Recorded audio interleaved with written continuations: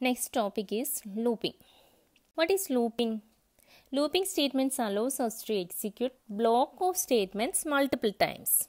Before moving to this concept, let's check. Suppose if you want to print the even numbers up to 10, what to do? We have to write the print statement, that is print 2, print 4 up to print 10, right? But what would you do if you want to print the even numbers up to 1000? Here this print statement would not be an efficient solution. So here we can apply the looping concepts.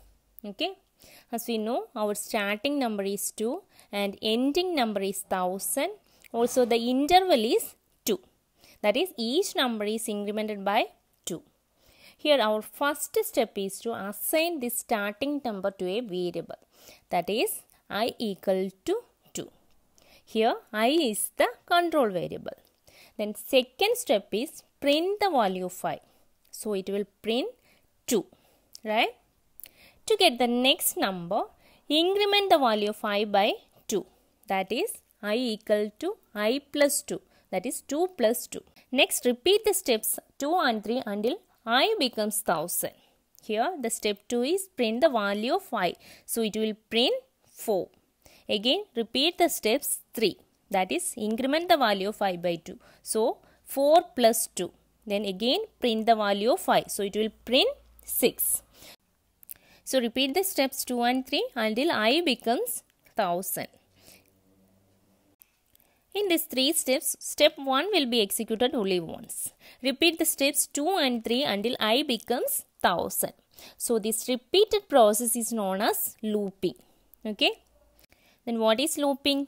Looping or iteration statements allows us to execute block of statements repeatedly until a specified condition is satisfied.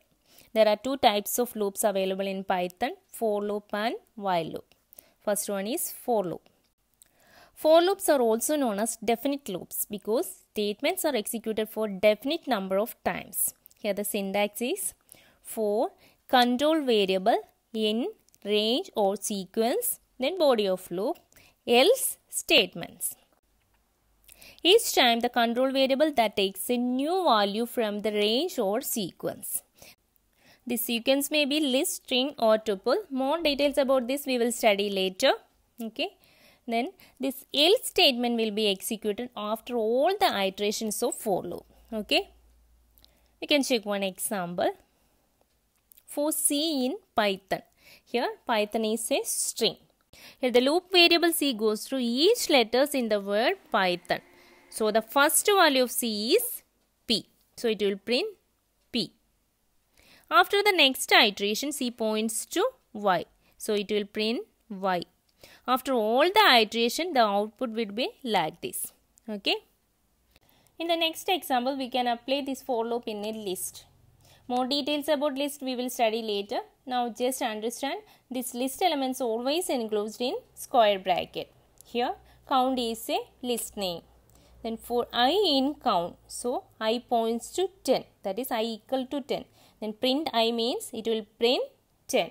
After the next iteration, I equal to 20. So it will print 20. After all the iteration, it will print like this. Okay. Next example, write a program to print the even numbers from the given list.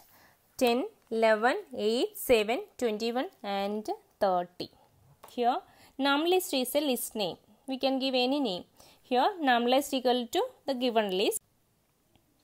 For n in num list, here n points to first value 10. That is n equal to 10. If n modulus 2, that is 10 modulus 2 equal to 0. That is remainder is 0. So which is even number. So it will print the output as 10. Then end equal to space. So space will be added after the 10.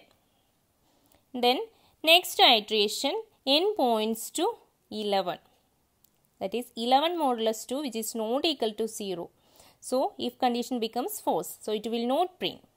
Next iteration n points to 8. That is n equal to 8. Which is even. So it will print 8. Right. Then after the iteration n points to 7 and then 21 which is not even. So it will not print. Finally it will print 30. After all the iteration, else block will be executed. That is, it will print outside of for loop. Okay. Next, we can apply this range function in a for loop. This range function is a built-in function which is used to create a sequence of numbers. Here the syntax is range of start, stop, then step. Next, we can check some examples. That is range of 5. Here the upper limit or stop value is 5. Also, the default start value or lower limit is 0 and the default interval is 1. So, it will generate 0 to 4 elements. Also, this end value or upper limit 5 will not be included in this list. Next example, range of 3, 7. Here, the start value is 3 and end value is 7. Interval 1. So, it will generate 3 to 6 elements. Next, range of 0, 20, 5. Here, start with 0 and end value 20. So, this end value will not be included in this list and the interval is 5. So, it will generate 0, 5, 10 and 15. Next example, range of 10, 1, minus 2. So, it will generate 10, 8, 6, 2, 4 and 2. We can apply this range function in a for loop. That is for I in range 0, 20, 5. Then it will print 0, 5, 10 and 15. Okay. This is a program to print multiplication table of a number. Here n is the variable used to store the number. Then for I in range 1, 11. So, it will generate 1 to 10 numbers, right? Then print I star n. Here the I value varies from 1 to 10. Suppose our n value equal to 5. Then it will print 1 into 5 after the next iteration, 2 into 5, 3 into 5 up to 10 into 5. Okay. Then let's execute this program. Suppose our number is 5. So, it will multiply each 1 to 10 with the 5. Okay. Suppose if you want to print the multiplication table in a particular format like 1 into 5 equal to 5, then 2 into 5 equal to 10, like that. For that, we have to add the characters into or star symbol and equal to symbol. Here I is varying from 1 to 10. So, print I comma then 1 into. So, we have to add a star or X symbol. So, we have to enclose in single quotes or double quotes. Then 1 into 5, that is our number should be here n comma then 1 into 5 equal to, we need equal to sign. So, we have to assign one character equal to.